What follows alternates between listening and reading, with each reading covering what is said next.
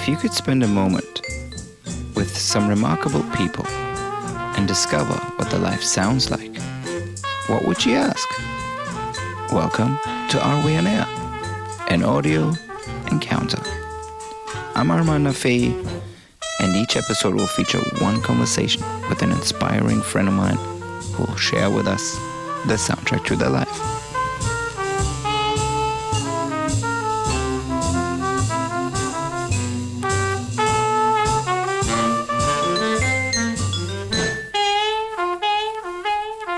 So, welcome to another episode of Are We On Air? For this week, I have a very important person, at least in my life. When I was young, I had the chance to become his assistant at the Royal Academy of Arts in London, and I worked with him nearly 2 years, and he became a mentor and a dear friend of mine.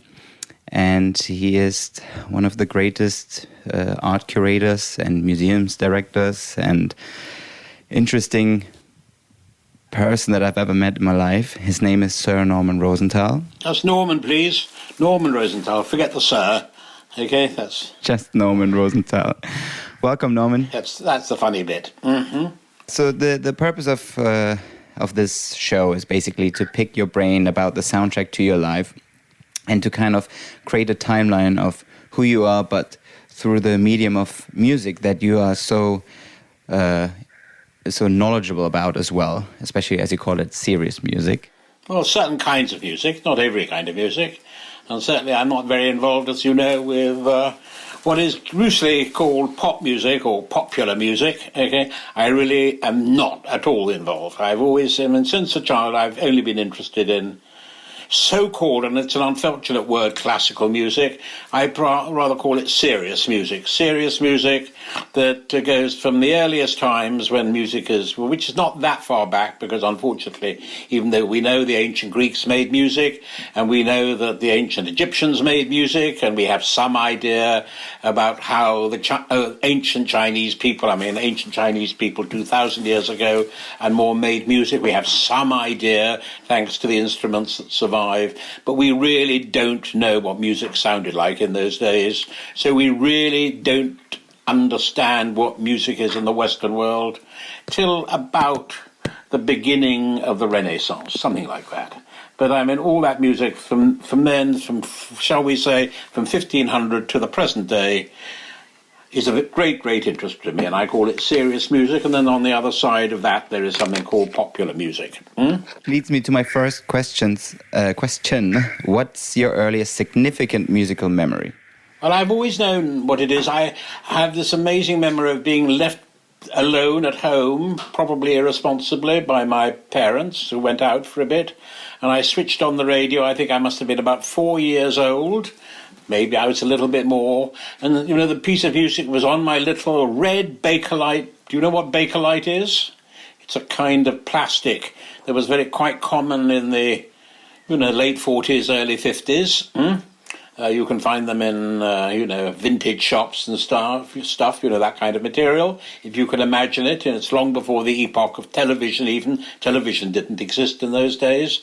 And I suddenly heard a piece of music, which was by Georges Bizet, who I was later to learn was the composer of the great opera Carmen.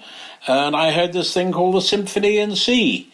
And I remember unbelievably clearly dancing and dancing and dancing. It made me through my little, my parents' poor flat in Paddington in London, and I just danced all the time, and it was one of the magic moments of my life.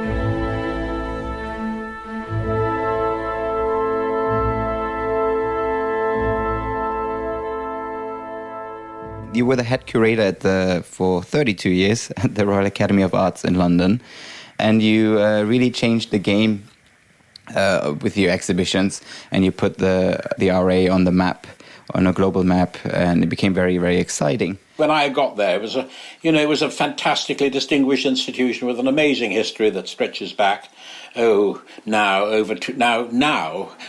over 250 years. It was founded in 1768.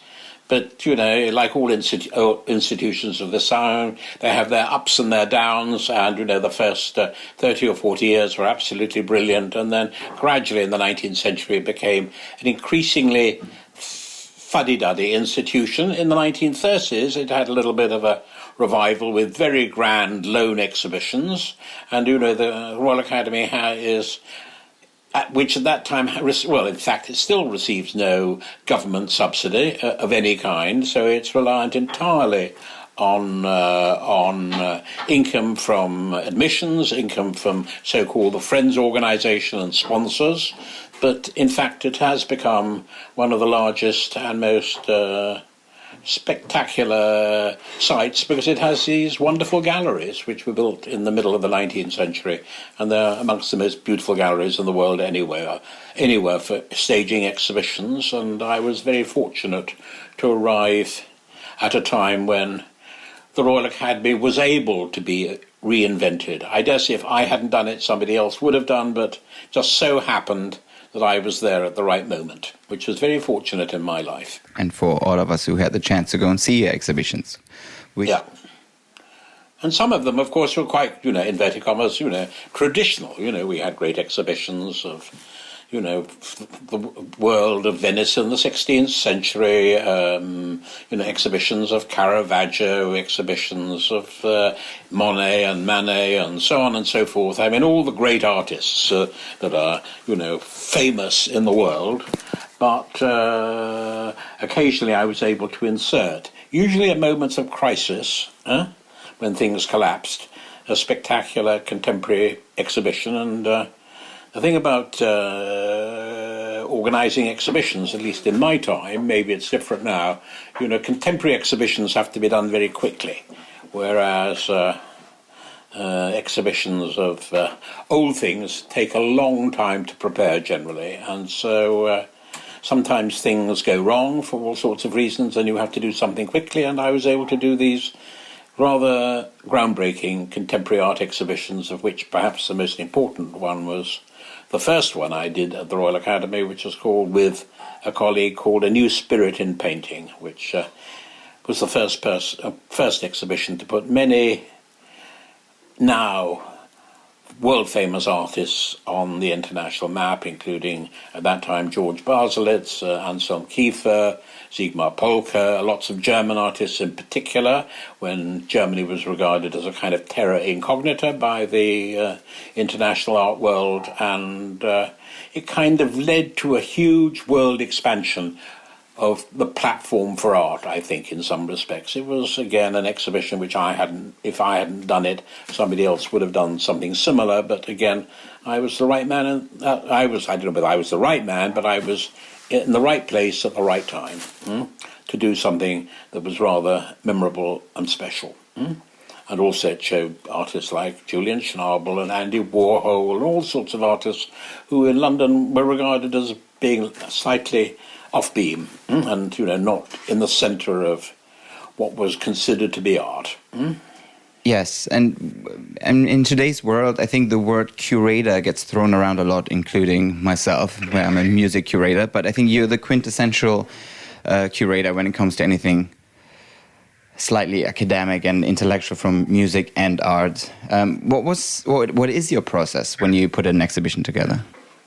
Well, it's a kind of instinctive thing in a way. I mean, it's born out of love of art, just like my knowledge of music is born out of love, purely love. And, I never studied art. I never studied art history as such in a kind of academic way. That was possible in those days, in a way that probably is impossible today when you have to have all sorts of formal qualifications. But I think, I read history at university.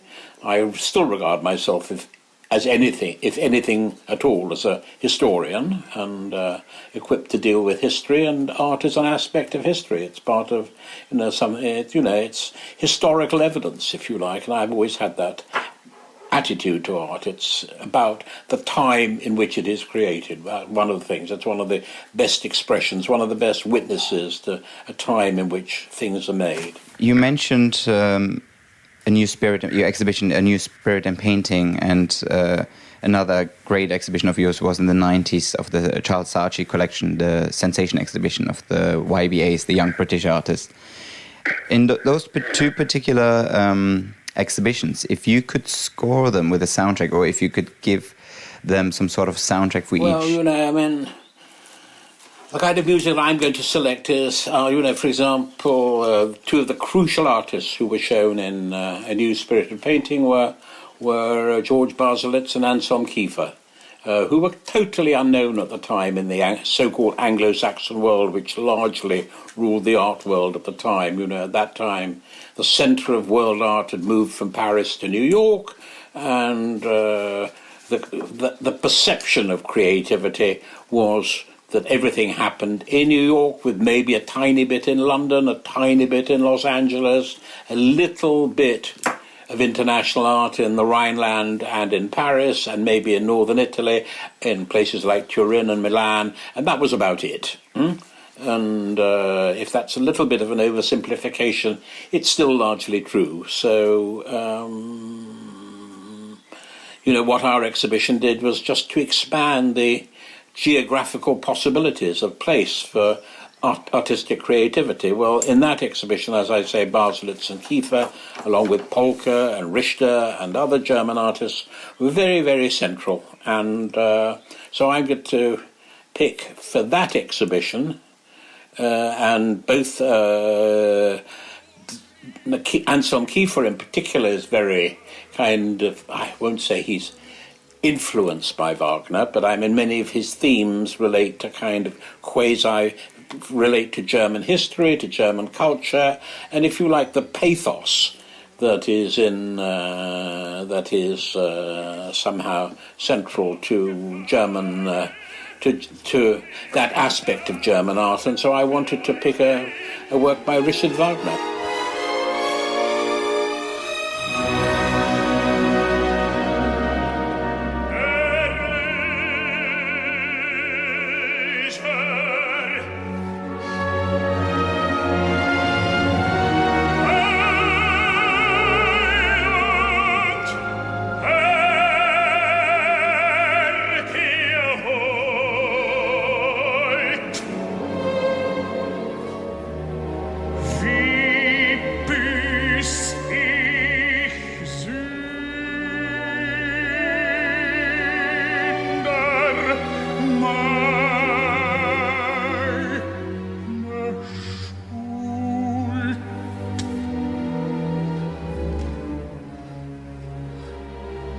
And then for the YBAs, the YBAs, of course, are very much to do with the world of, pop music and so on and so forth, and that's the music they, as it were, interact with. But the piece that I'm going to select for you to represent that world is a piece by Igor Stravinsky, the great composer, the great Russian composer, the composer of The Rite of Spring, also the composer of a wonderful opera called The Rake's Progress, which is all about life in London, and the YBAs was all about art in London. Incidentally, I've just done an exhibition in Venice last October, very young British artists, which, alas, because of the floods, was only open for 3 weeks, but it was still a wonderful exhibition. And, I'm still in touch with a lot of very young artists, as it were, a post-YBA generation, and which is wonderful for me as a person who's, now 75 years old. So I'm still like to think that I'm quite in touch with lots of interesting young artists. But going back, so I want to play a piece from Stravinsky's opera, the Rake's Progress, where there's this wonderful auction scene at the end of Act 3, where the rake, is suddenly having come up to London, lived the rich life in London, and then is suddenly falling on hard times, and then suddenly the auctioneer suddenly turns up and has to sell all his possessions, including his lover, Baba the Turk. And it's very, very funny, and you can sort of hear the, a kind of London life in the 18th century which still exists. And, and I was very fortunate in my life.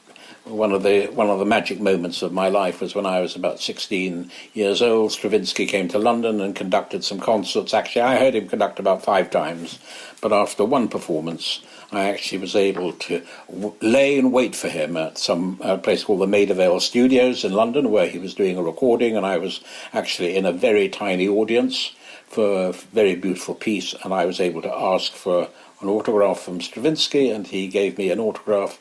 He autographed a program of a performance that he'd given the year before, and which I have framed at home with a photograph he signed underneath the photograph of himself. And he also gave me a wonderful hug, which was beautiful, which I can still feel when I think about it. An unknown object draws us near. A cake, an organ, golden apple tree, a block of copal, mint of alchemy, oracle, pillar, octopus. Who'll see? Be brave, perhaps an angel will appear. Come in, come by. The it, this may be salvation. 32, go high, become. Come on, the war. 50, 55, 60, 61, 62, 79, going at 90, going at 90, 100, going at 100, going at 100, going, come! Well, for our listeners as well, if you have the chance to go to London, definitely go and see A Rake's Progress. Hogarth's painting are on display, and it's definitely worth seeing. A lot of drama, pain, and amusement. Well, another creative life and someone you've worked with was Joseph Beuys. Back at the ICA, when you were just before you joined the Royal Academy of Arts, you were at the ICA in London. And what was it like working with him? And did you guys ever discuss music? Yeah, we never really discussed music. I mean, except he always used to make fun of my love of the opera, which is why I'm going to pick a piece of an opera. I think an appropriate opera moment out of opera that makes me not think of him, but I think he would perhaps almost understand. He didn't, I mean, he made sort of fluxusy music. Do you know what I mean? I don't know whether you know what fluxus is. It was a kind of anarchic movement of the 19, he even staged quasi-operas, with kind of put in the world in the sense of what is now called performance art. And he did this quite extensively in the 1960s and 70s. The famous one of his famous Iphigenia performance, which had symbols, and he quasi sang throughout the performance, and their descriptions of these performances that took place. Also the kind of talking to a dead hare. Performance art. Opera is a form of performance art too. You know what I mean? And it's all about kind of trying to find metaphors for the world, in different forms, and that can take very many different forms. And so in that sense, he was a performer to that extent, and there was something very musical about what he did in many respects. But the piece of music that I want to remember him by, curiously enough, because as I say, he always used to make fun of my love of classical music, and, perfectly understandably, is the great fugue that ends Verdi's Falstaff, which is one of the great moments in music right at the end of his career, where he basically says, the whole world is a big joke, which it is. Existing is a joke. If you think about, the universe and the fact that we're a little speck in the universe, as it were, and to make sense of it is almost impossible. But certain artists like Verdi, like Joseph Beuys, in their very, very different ways, were able to do it. Tutti gabbati,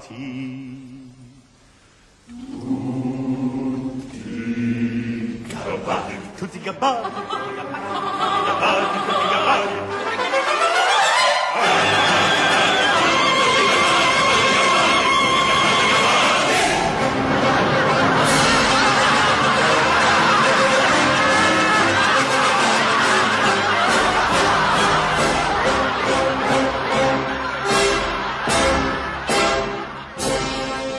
beautifully said. Another trait of yours that I admire and love, and I hope I'll always be like that or will be like that, is your hunger to know what's happening in the world today in contemporary art, music, film, you name it. You know what's happening, including your latest stint to Berghain, which I love. What's the latest discovery in music and art? What's the latest you've discovered? Okay, my latest discovery is I thought we must have Beethoven in this program, so I found this very beautiful song, which, curious enough, I'd never heard before. And what I call cruise YouTube, and I suddenly came across this beautiful song by Beethoven. Must have been written when he was quite young, called Ich liebe dich, I love you. What I mean? Then I discovered about 20, not 20, but certainly 10 different versions of the song, of which I picked one for you. But, I just never heard the song. It's obviously a very popular song, in classical musical terms, but somehow it passed me by, so I thought you should play that. Ich liebe dich, so wie du mich am Abend und am Morgen. Noch war kein Tag, wo du und ich nicht teilten unsere Sorgen.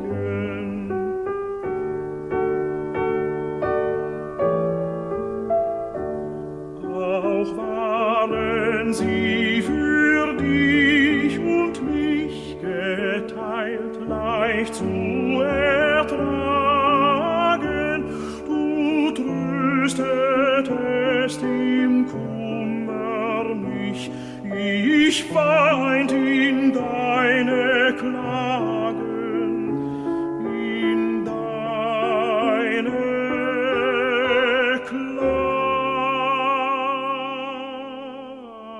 Well, what's your go-to heartbreak or falling in love song? It's this beautiful song by one of my favorite composers, Franz Schubert, which is called An die Laute, which is, a little 1.5 minute song with the most fantastic singer called Karl Erb, who sings in a way that I imagine Schubert must himself have sung like.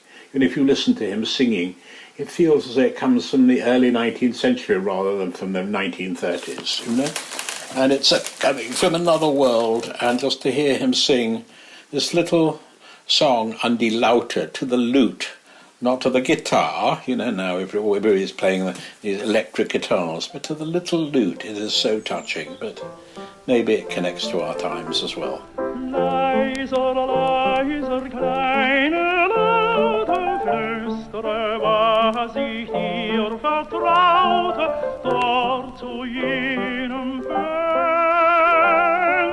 hin.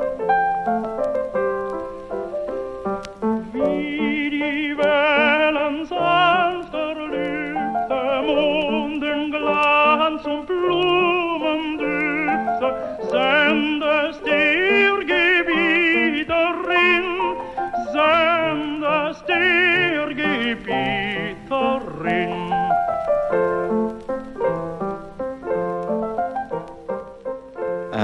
What's the sexiest song for you? Sex is a very important thing in art, of course, and in culture. And, I remember Gilbert George saying, art comes from three places. It comes from the head, it comes from the stomach, and comes from the organ just one floor below, okay? And so I think the best description of sex in music is the opening moments of the Rosenkavalier by Richard Strauss, where you can actually hear, I think, what is generally called a climax, and then the après-climax, the pleasures of the après-climax. Listen to it.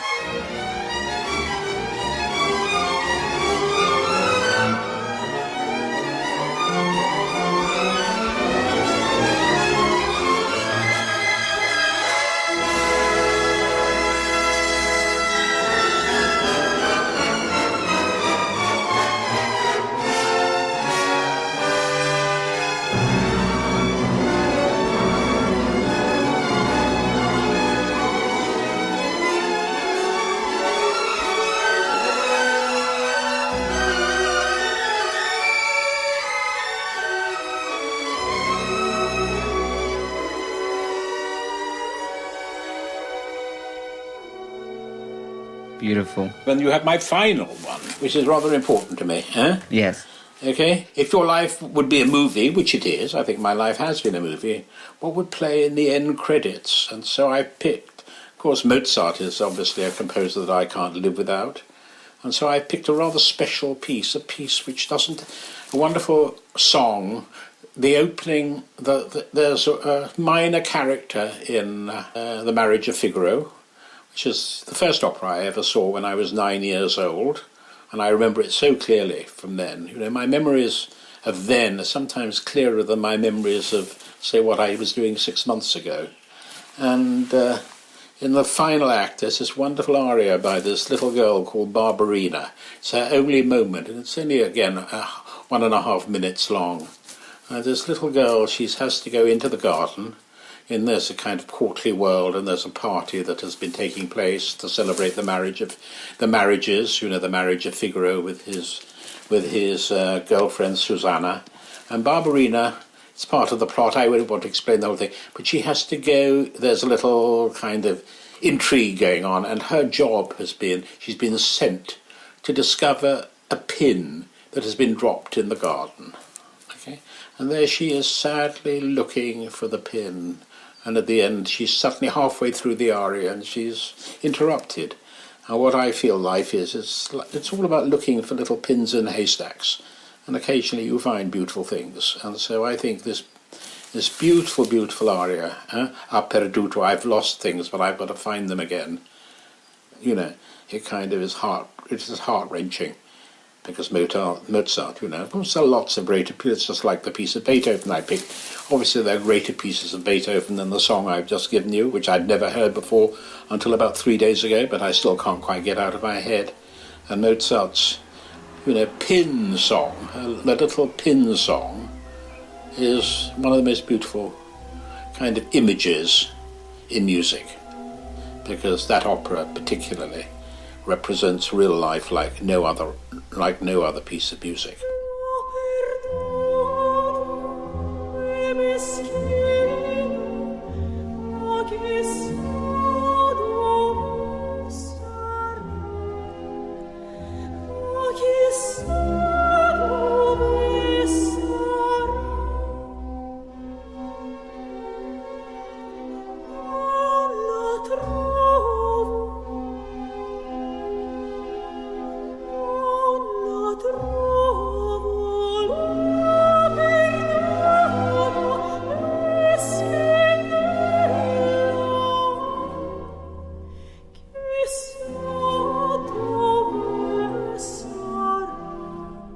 Well, Norman, it's been a pleasure.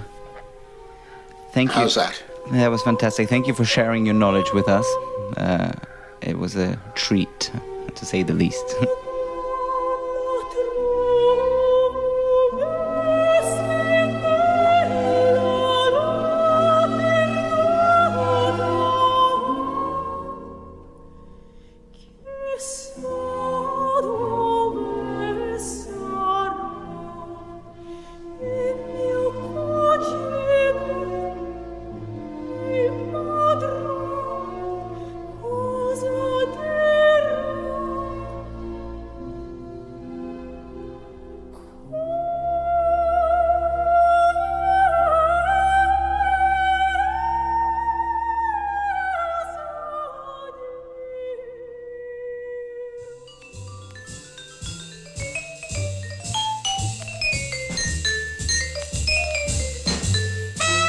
For this episode's playlist, visit areweonair.com, where you'll be able to enjoy the full playlist mentioned in this conversation.